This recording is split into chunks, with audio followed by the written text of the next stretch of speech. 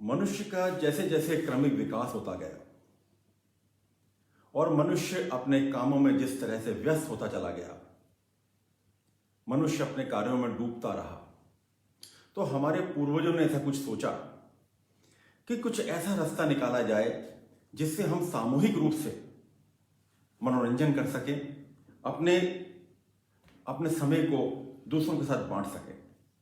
तो ऐसे में जन्म हुआ त्योहारों का। हमारा देश त्योहारों का देश है। विभिन्न विभिन्न प्रकार के त्योहार इस देश में मनाए जाते हैं। हर त्योहार के पीछे कोई ना कोई संदेश छुपा है। हर त्योहार अपने आप में खासियत लिए हुए है। अब देखिए ना, दीपावली हमें संदेश देता है कि रात कितनी भी काली हो, रात कितनी भी गहरी काली हो, मगर एक छोटा सा दिया उसे चुनौती दे सकता है। दशहरा हमें संदेश देता है कि हम कितने बड़े प्रकांड विद्वान हो, कितने भी गुण हमारे में हो, मगर एक अहंकार हमारा सारा दर्प चूर कर सकता है। रक्षाबंधन हमें संदेश देता है कि भाई का पहला कर्तव्य है कि वो अपने बहन की अस्मत की रक्षा करे। ऐसे अनेकों अनेक त्योहार इस देश में हैं जो एक से एक संदेश देते हैं। पर होता क्या है, इन संदेशों को लेने की अपेक्षा हम उस त्योहार को मनाने में विश्वास करते हैं, उनसे कुछ सीखने पर विश्वास नहीं करते। और आज ऐसे ही एक त्योहार है, होली का त्योहार। आज 29 मार्च 2021 को पूरे भारतवर्ष में और जहां जहां भी हिंदू धर्मावलंबी हैं, जहां जहां भी होली मनाई जाती है, आज होली का पर्व मनाया जा रहा है। होली त्योहार है रंगों का। चित्र विचित्र एक से एक रंग हम एक दूसरे पर डालकर और एक दूसरे को गुलाल से मलकर, गुलाल से सराबोर कर हम इस त्योहार को मनाते हैं। यह त्योहार हमें संदेश देता है कि मनुष्य का जीवन अनेकों अनेक रंगों से भरा हुआ है।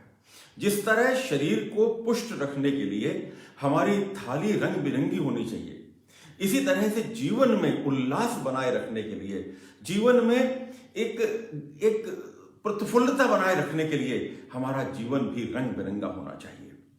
मगर आज आप मेरी ड्रेस को देख रहे होंगे, मैं टाई लगाकर आज होली मना रहा हूं।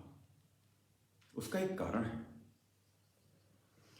कोरोना काल चल रहा है और शासन प्रशासन लगातार हमें आगाह कर रहा है, लगातार हमको बार बार ये बता रहा है कि हम सबको सतर्क रहना है और जहां तक संभव हो सके अपने घर के अंदर होली मनाना है, अपने घर से बाहर नहीं जाना है। मगर घर की विडंबना भी यह है कि घर में न जाने कौन कोरोना से ग्रसित है, यह हमें समझ में नहीं आ रहा है। हो सकता है कि हमारा बेटा कोरोना से ग्रसित हो, असिम्प्टोमेटिक लक्षण उसके हो, उसमें कोई लक्षण ही नहीं दिख रहे हैं और पता लगता है कि वे अपनी माँ को, पिता को और घर में जो रहने वाले और संगी साथी हैं उनको भी कोरोना ग्रसित कर दे। इसलिए यह समय है अत्यधिक सतर्कता बरतने का।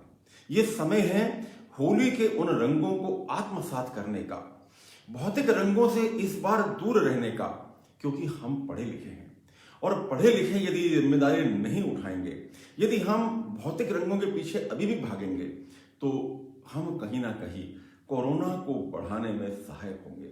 दोस्तों, एक बार विचार करिए, यदि इस वर्ष हमने रंगों से होली नहीं खेली तो क्या होली अधूरी रह जाएगी?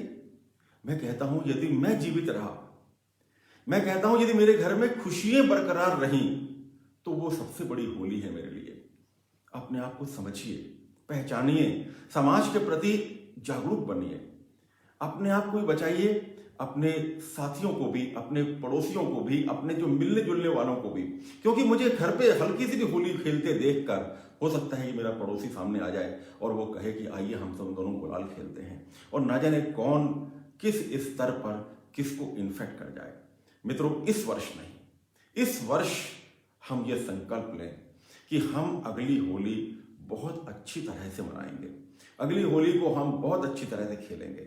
इस बार सिर्फ 3 ही चीज पे हमें ध्यान रखना है, और वो चीज है सोशल डिस्टेंसिंग, 2 गज की दूरी बना के रखें, हाथों को बार बार धोते रहें और मास्क लगा कर रखें।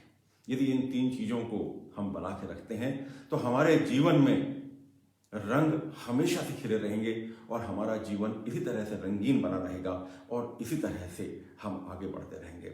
आज पूरे दिन मैं इसी वेश में अपने ऑफिस में बैठूंगा, होली के रंगों को आत्मसात करूंगा और अपने साथ साथ अपने परिवेश को, अपने मिलने जुलने वालों को और अपने देश के लिए नए रंगों की सृजना करूंगा। क्योंकि यदि हम कोरोना को रोकने में सफल हो गए, यदि हम कुछ लोगों को इन्फेक्ट करने में असफल हुए, तो हम कहीं के नहीं रहेंगे और हम इसी तरह से कोरोना से हारते रहेंगे।